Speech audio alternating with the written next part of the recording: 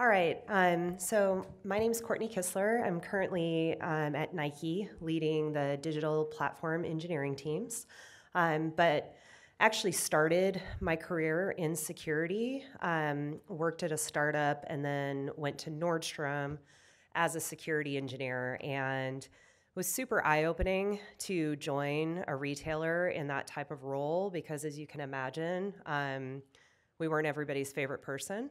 So often I would show up at meetings with our dev teams and they'd just be like, all right, what are you going to tell us we can't do? And so I spent a lot of time trying to figure out like how to not be the blocker for delivering value.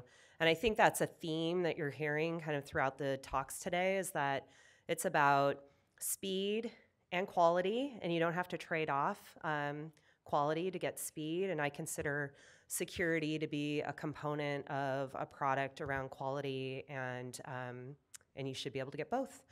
So what I love about Wolfgang's talk is that I think when you're in it, sometimes it's hard to see what you can be doing differently. And having something that you can, I think Mark said earlier, all of these experience reports should be something that you can take back and do something with immediately. I truly believe this talk is going to be definitely something that you can do, and by talking about it in a 90-day window, I think gives people something meaningful and tangible that they can focus on. So with that, I'll introduce Wolfgang. Thank you so much. Yeah. Thank you. All right, so first step, clicker, excellent. All right, in general, I do advisory services, program assessment, program development, and in general, when I'm doing advisory service around DevOps, the conversation goes something like this. We got the CIO, we got the CISO, right? And the CISO's who's usually talking to me. And the CIO, if it's a SaaS product, they're building apps. They're building great apps for customers. And if it's internal, they're building infrastructure components and shared services for internal customers. And at some point in time, that CIO went, hey, I need a dev team. I need a dev manager, I need a dev staff, I need policies, I need procedures, I need all the artifacts of development. And all that's put in place, and life is good. And the CISO goes, you know what, that's some great stuff you're building, it delivers lots of value, we need to secure that. And so, of course, the AppSec person is born. And I loved it when we went around earlier and everyone raised their hands. The percentage of people in the AppSec role in here is fantastic. Because what happens is, as AppSec, we're like, this is great, we've got this. All this value is coming from this SDLC. We've injected our controls, we're doing all the right things, and the code is being produced in a relatively good way. And then we'll go out to drinks and we'll talk about how there's a bunch of problems that we're not going to talk about on the slide. But the sense is, we're doing the right things. Now, some time goes by, and the CIO hears about this wonderful thing about DevOps. Sometimes goes by, and that dev team goes, you know what, I'm really sick of all these forms and all these control gates and all this process. And I'm really sick of how long it takes the firewall guys to make the changes. And they go, you know what, there's this thing called DevOps. And they start building DevOps, right? So they get a DevOps initiative going on. Maybe it's a pilot project, maybe it's something small, maybe it's a skunk works. And this small little seed grows. And as we all know, because we're in here, because we love DevOps, it starts to show some real value. This stream goes from a trickle to a torrent, and more value goes through it. And then, at some point in time, the security guy gets a call and starts to panic. And I get called in usually right about this point. There's one time, it was last summer, I helped an organization build an app, and it wasn't until the board brought in the CISO to brief them on this brand new application they were building that the CISO's like, yeah, we totally got all the right controls and the SDLC and everything. And the board's like, wait, I hear it's the DevOps team that's doing this. The CISO's like, so I get a call. What's a DevOps? And do they really all need root? Yes, they do. So, and this isn't unusual, right? It happens more and more because DevOps become more and more popular. And it's actually the nature of technology. Early adopters, developers get really excited. There's this hype. There's this excitement around a build. And I tell you today, if you want to see the future, and know what we're all going to be panicking about in RSA in 2020, hit a developer conference this year and find out what they're all really excited about. Because everyone was really pumped about DevOps, like 2011, 2012, 2013, 2014, 2 years goes by, value is added, products are shipping, and all of a sudden the security folks are like, you did what now? And it happens all the time. In 2015, I sat in on the first session where people were excited about Kubernetes. 2 weeks ago, I'm sitting down with the customer going, and there's this Kubernetes thing, and they're automating everything, and it's terrible. I'm like, yes, I know. So we need to get ahead of the cycle, and that's what this talk is about. This talk is about the first 90 days after you get that call, we're doing DevOps, what do you do now? How do you build a security program in place? It's going to be about things like building relationships, managing perceptions. It's going to be things about growing your own competencies so you can talk intelligently to the developer people and the operations folks. And of course, delivering wins. And like any good person, I'm citing my sources. A lot of that framework right there comes from the first 90 days. It's what I use when I'm building a process. It's what I use when I'm building a program. It's also what I use when I'm building talent development. You might go, hey, that sounds like a great book. And you read the reviews. And the reviews go, yeah, it's a great book, but don't do it. Because they're going to say, do everything real fast and make a whole bunch of changes. And a lot of times, folks who follow the first 90 days immediately implement a whole bunch of changes and run into a brick wall, and the wheels come off. So number one lesson about DevOps in the first 90 days, don't change too much. They're working. Things are fine. I know there's risk, and things are out of control, but we can handle this. So I'm going to break first 90 days up like this. We're going to learn about what the developers are doing, the ops folks are doing. We're going to assess where we're at, and then we're going to build together a plan. It's a three-stage model, first third, second third, third third of a 90-day program. So at the beginning, you get the call. We're doing DevOps. The very first thing you should always ask when you hear doing DevOps is what? Are you really, though? Are you really doing DevOps? I was at a financial services firm early on in the DevOps days. It's where I met Mark. It's where I met a lot of the folks. And I was like, we're doing DevOps. And I was using all the terms, and I was using all the lingo, and I had the rituals, and we had the whole 9 yards, and my developers had access, and my ops people were engaged. But there's no automation, right? There's no meat behind it. So in the beginning, we have to actually begin with, are these developers really doing DevOps, or are they calling it DevOps to avoid the SDLC, which has become too onerous? Step one. Step two, let's assume we are doing DevOps. We have to understand our maturity curve. And of course, the maturity curve is on two steps, right? It's on the dev side, but it's also equally on the ops side. And that maturity curve is important because it tells us where we can add value, which is a great place to be as a security person. It also tells us where we need to avoid. Example number one. This is great. I've got this great control. You've got a vulnerability. We're going to push out a new instance. It's going to be patched. It's going to be hardened. It's going to be everything you need. You're going to migrate your app to it. Bazam, we're great on the next build. And if there's any problems, we'll roll back. And that's a great control. It's a good control. It's a fantastic control. It makes the vulnerability manager and me excited. You go to someone who's like, yeah, but our ops is all still really manual, and immediate pushback. So idea about this is if you think back to the DevOps maturity model in the beginning of this, the idea of managing pushback in the beginning, right, that phase one, that burp phase, we want to avoid that pushback. So conversely, it allows us to find areas where we can actually add value. We go to these folks and they say, yeah, that's great, but we're really new and our dev side is not really as automated as we want. And we go, great, what if we were to give you a pipeline and save you some time? I love that example in the beginning where she was talking about how they brought a standard pipeline in place and people jumped on that pipeline because it saved them time, accelerated their growth, and there in the pipeline was all the security controls. If we know where we're at, we can do that. And then, of course, we have to figure out what our pipeline is. What are the tools used for CI/CD? How is it being processed? What are the things behind it? Et cetera, et cetera. Now, not so often acknowledged part of all this is DevOps is cool, right? It's exciting. We're making new things. The idea is that we should be pretty much tool agnostic. We can phase things in and out. We're still experimenting. And back in the early days in DevOps, it really felt like 1990s. And now today in DevOps, when I look at the pipeline, it reminds me again of the 1990s. Specifically, you guys remember that screensaver? I used to love that thing. That's DevOps, right? We say all the time, oh, you got to secure the pipeline. But the pipeline isn't one thing. There's many, many pipelines, and it's constantly changing. One of the individuals I reached out to when I was putting together this plan started sanity checking and was like, yeah, that's cute, a pipeline, 10 pipelines, that's hilarious. I'm like, well, what do you mean? 100? He's just chuckles. He goes, no, higher. Like 1,000? He goes, you're getting close. Like, what the heck? He has got a micro pipeline for just about every service. It's crazy. So we got to start there. We got to figure out what those individual pipelines are, at least at a high level. You're not going to check 1,000 in 30 days, of course, but at a high level.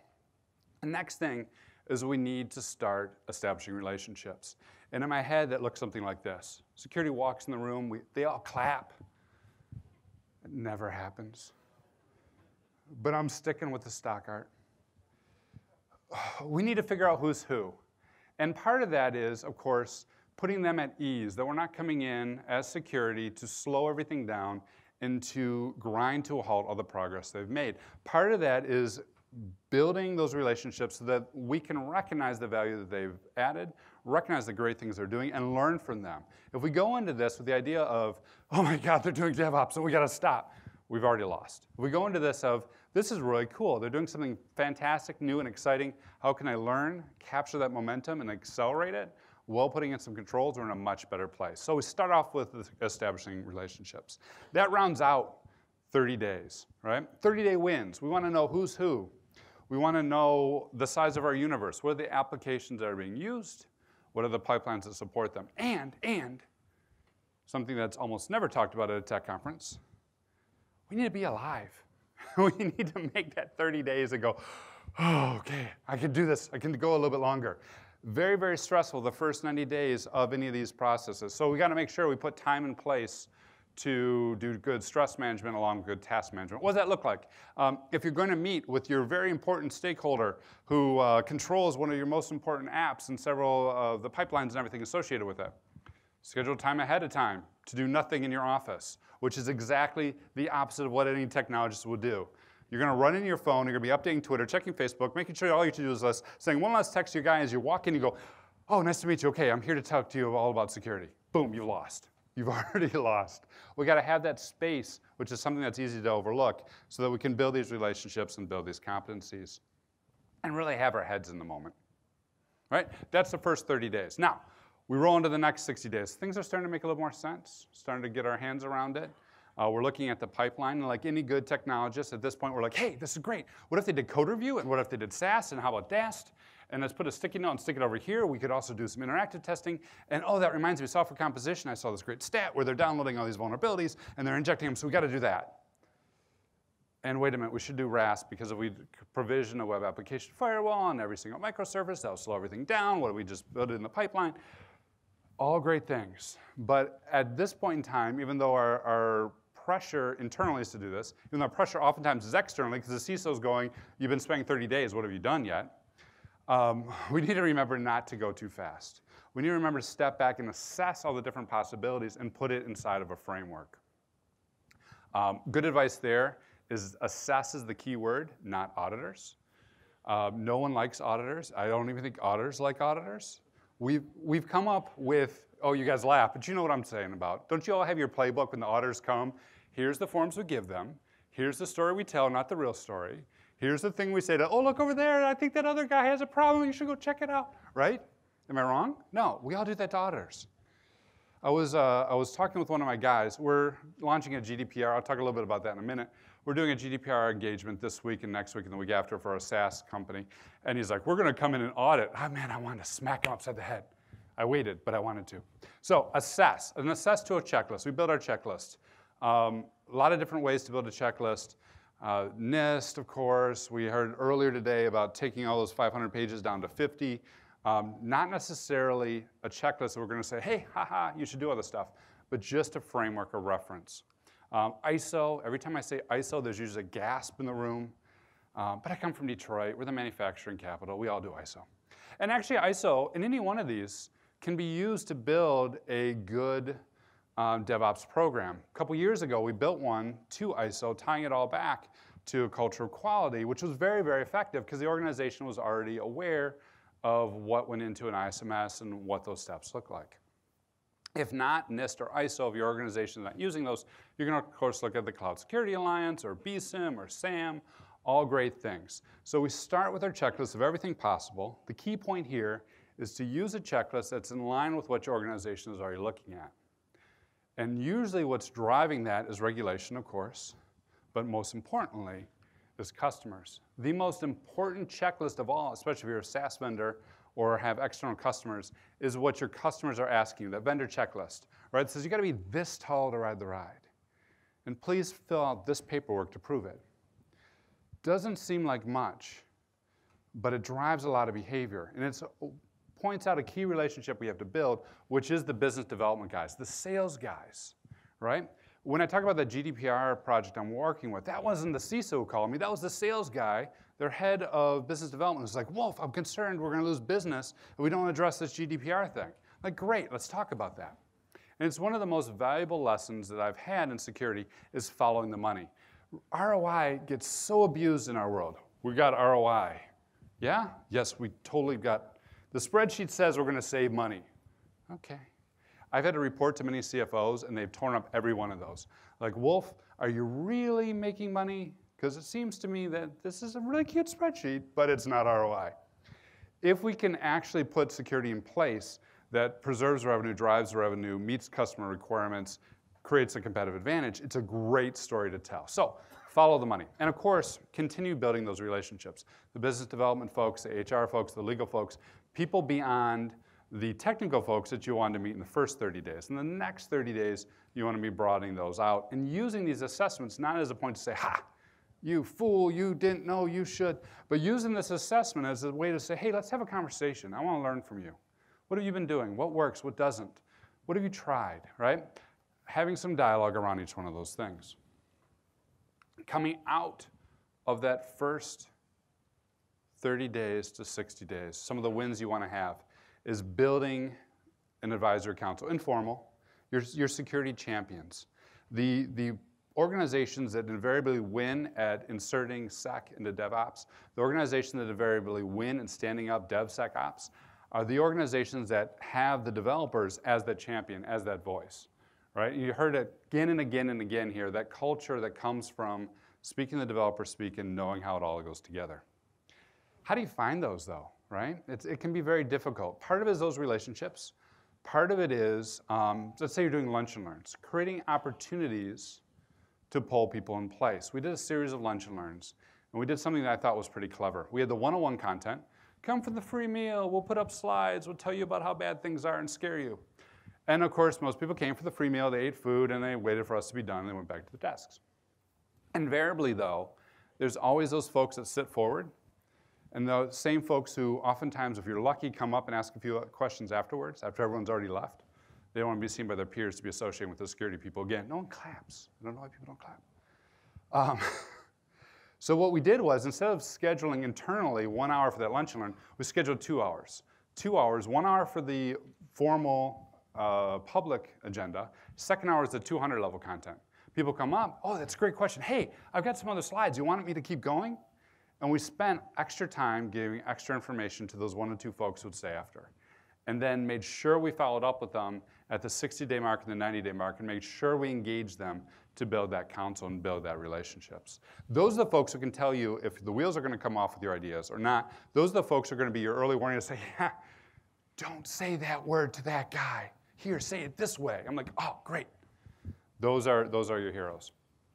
Find your pilot pipeline or pilot app. What is the one area, following the money, following the champions, now that we've assessed the curves for dev maturity and ops maturity, what's the one area that if we were to improve, we could have a really good case study? Again, DevOps comes from planting a seed and watching it grow. We want to use that exact same model. If we could plant a seed and watch it grow and build some momentum and have developers talking about how great it was or how we sped things up or even just having the win of, hey, they didn't suck and they're okay. That's a win.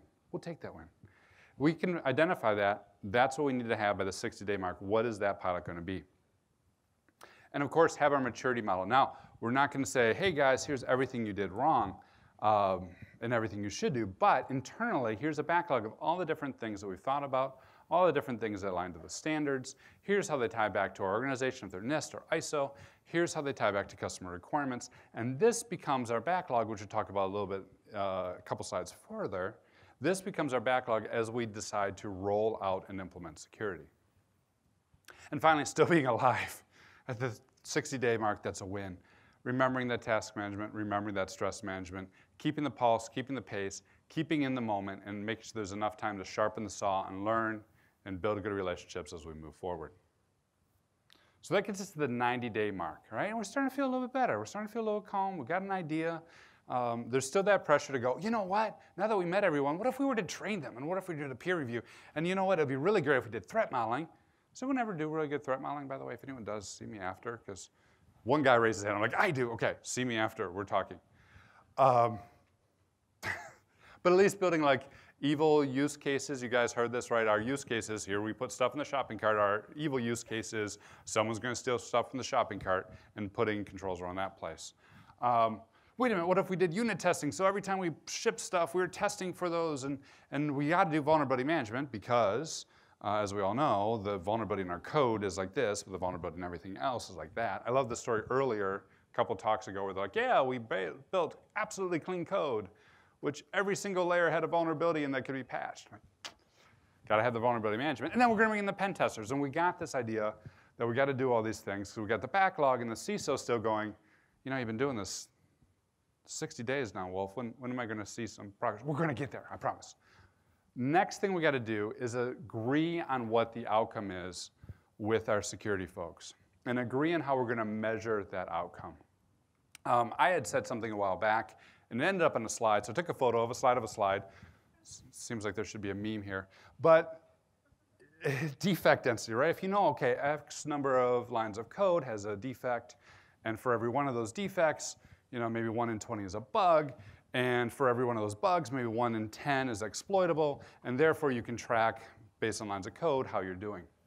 And this went on Twitter. Josh Corman posted it, and everyone's like, whoa, wait a minute, you're making too many assumptions. And Java's better than Ruby, and .NET beats everyone, and it's going to vary by language, and Wolf, aren't you too optimistic? And maybe you just work with really good developers or really bad developers.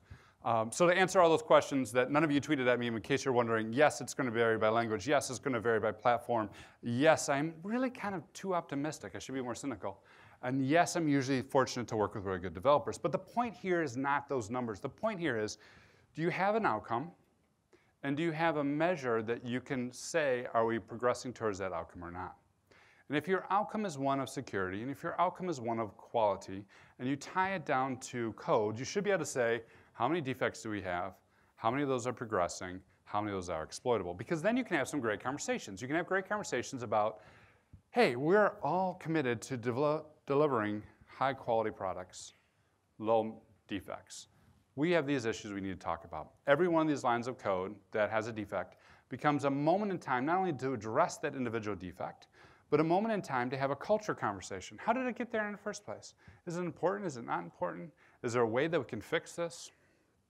In doing this, one of the organizations I worked with identified they kept having the same vulnerability introduced time and time again. We'd pen test, we'd find it. We'd pen test, we'd find it. It'd be over here, it'd be over there, it'd be on a report. It was an injection flaw in how they're connecting the database, time and time again. So finally, we moved to this model and said, well, rather than me just giving you another report of how you did bad and you fix this one, why does it keep happening?